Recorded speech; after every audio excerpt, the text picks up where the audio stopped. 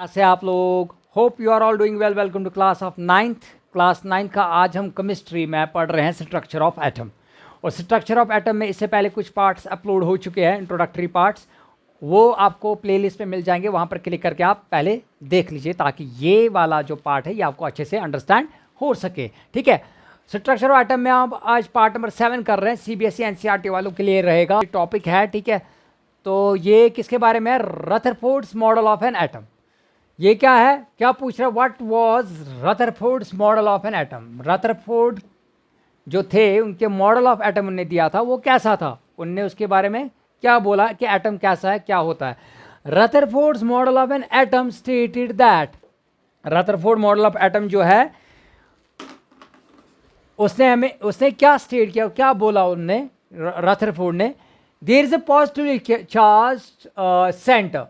एक positively charge centre होता है ये वाला। देखो इनने बोला कि जो ये पॉजिटिवली चार्ज सेंटर होता है, पॉजिटिवली चार्ज सेंटर ये होता है जिसको हम न्यूक्लियस कहते हैं। क्या कहते हैं? न्यूक्लियस कहते हैं। ठीक है, in an atom called the nucleus. वो क्या कहते हैं? Nucleus. Nearly all the mass of an atom resides in the nucleus.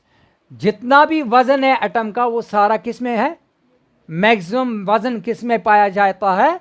इसी न्यूक्लियस में पाया जाता है, एक एटम के। और होते हैं इलेक्ट्रॉन्स। ये जो ब्लू कलर से मैंने दिखाई ये इलेक्ट्रॉन्स होते हैं। क्या होते हैं? इलेक्ट्रॉन्स। ये क्या करते हैं? ये नेगेटिवली चार्ज होते हैं। क्या होते हैं? Negatively charge. ऐसे मैं लिखूं, नेगेटिवली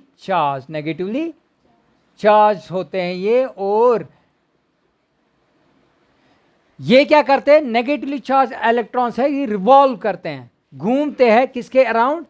न्यूक्लियस के इर्द गिर्द घूमते हैं इन सर्कुलर पाथ में। सर्कुलर पाथ दिख रहे हैं, ऐसे ऐसे घूमता है ये इलेक्ट्रॉन अपने अपने पाथ में। The size of the nucleus is very small. जो न्यूक्लियस का साइज है ना वो बहुत ही छोटा होता है as compare to the size of the atom. Atom के साइज के हिसाब से वो बहुत ही कम होता है। कितना कम होता है? 1 out of 100,000। 1 out of, that means अगर 1 लाख साइज है किसका?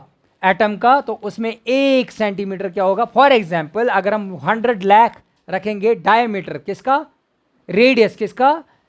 एटम का, तो उसमें से 1 सेंटीमीटर रेडियस किसका होगा? न्यूक्लियस का। तो न्यूक्लियस बहुत कम साइज में होता है as compare to atom. Hope you have understood this question. See you in the next video with new question and new topic.